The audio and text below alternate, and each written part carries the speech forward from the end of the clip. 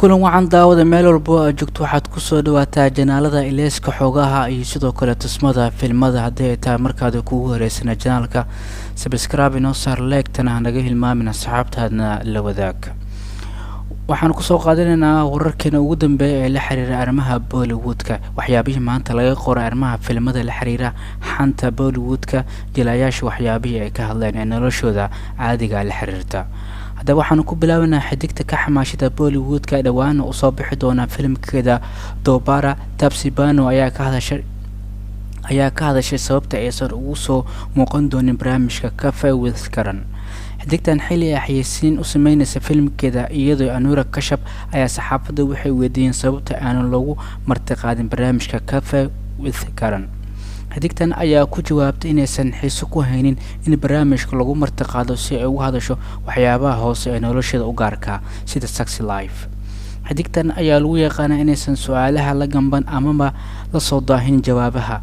waa run marka loo fiiriyo inta badan seasonkan ayaa dadka waxaa la weydiinaya waxyaabaha hoose sida goormaa kuugu dambeyso aad galma sameysay. su-aashaasi waxaa la weydiiyey xijiga Vijay Deverakonda xilli uu kasoo muuqanayay barnaamijka Cafe with Karan asiga iyo xidigta filimka Laagar la wado ee Ananya Pandey.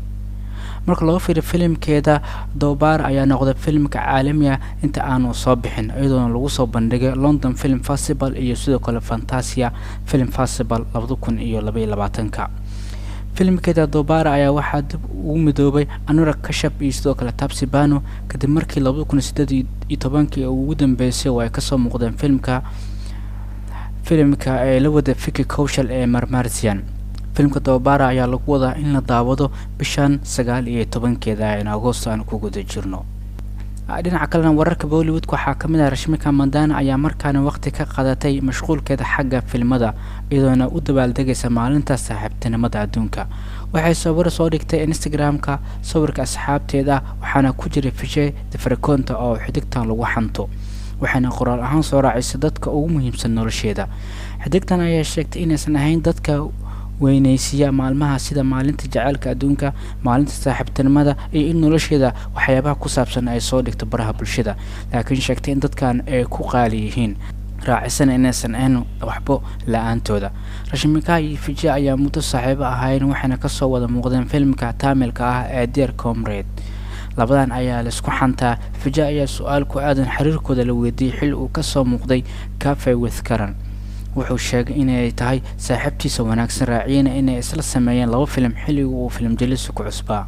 ugu dambeyn xagga shaqadooda markaan eegno Vijay ayaa xayeysiin u sameynaya filmkiisa Laagar ee la daawan doono bishan 26 kaasi oo la wado xidigta Ananya Pandey. sidoo kalena halka Rashmika ay usoo bixin doonaan filmadeeda sida Mission Majnu, Goodbye iyo sidoo kale Aliman in Harkiti.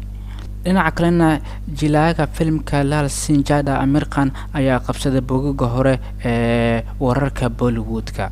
xidigan ayaa dib u xasuustay caruurnimadiisa xilli qoyskiisa lagu lahaadeen uusan haysan lacag uu iskaga bixiyo iskuulka. jilaagan ayaa ka hadlay sida asiga iyo walaalihiisa ay ugu daahi jireen inay bixiyaan lacagta iskuulka iyo inay soo mareen dhibaato xilliga yaraantooda. wareysiga ayuu ku sheegay in lacagta iskuulka ay ahayd 6 rubi markaa tahay fasalka 6 halka 7 rubi ay tahay markaa tahay fasalka 7 sida lamidana 8 rubi ay tahay markaa tahay fasalka 8 taasoo gaartay in markii lacagta ay bixi waayeen maamulaha ay ka sheegi jireen shirarkooda. xidig ayaa ilinta cishan waayay markii uu dib u milicsaday noloshiisii hore. Aamir Khan waxaa dhalay film maalgeliyaha Tahir Hussain, hooyadiisna waa Zinat Hussain. Aamir Khan ayaa ugu weyn gurigooda waxaana la dhasheen Faisal Khan, Farhad Khan iyo Nikat Khan. Aamir Khan ayaa isagoo yar wuxuu kasoo muuqday filimka Yaadonkii Baaraat wuxuu ku soo caanbaxay ugu dambeyn filimka Qiyaamad si Qiyaamad Tag kaas uu la wada xidigta Juhi Jalwa 1988 kadibna sameeyay filmada Raaq, Dil, Raja Hindustani, Sarfarosh, Lagan, Rangdi Basante, Tara Zameen Par, Gajani iyo filmo kaleba. waxaana isbuucan u soo bixi doona filimkiisa Lal Singh Jada oo la wado Kareena Kapoor. ugu dambeyntiina waxaan eegi doonaa filimka box office ka saaran Ekflen Returns kaas oo isbuuciisa labaad ganacsi fiican sameynaya. Ekflen Returns ayaa wuxuu wadaa isbuuciisa labaad lacag macquul ah asigoo jimcadiisa isceliyay.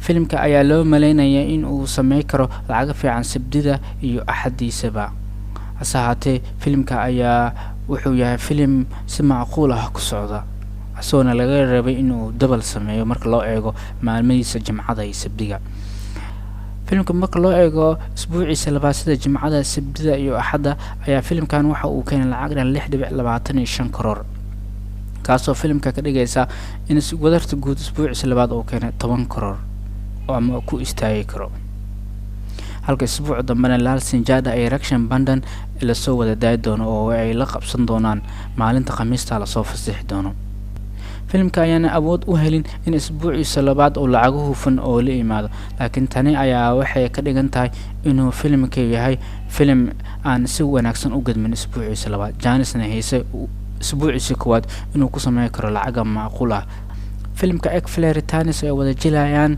Arjun Kapoor, John Abraham, Disha Patani iyo Tara Sutari ayaa isbuuciisa koowaad waxa uu keenay 3.63 karoor isbuuciisa labaad bilowgiisa sida jimcada waxa uu keenay 1.50 karoor sabtida waxa uu keenay 2 karoor axad ayaa waxa uu keenay 2.75 karoor waxaana ka dhigan tahay isbuuciisa labaadna inuu keenay lacag dhan 6.25 karoor wadarta guudna waa 36.88 karoor inta aan ku soo xirana warbixinada maanta aan kaga hadlaynay arrimaha Bollywoodka haday taa markaad ku horeysana subscribe inoo saar asxaabtaada la wadaag waad ku maasantahay sida alaba inoo la jaan qaado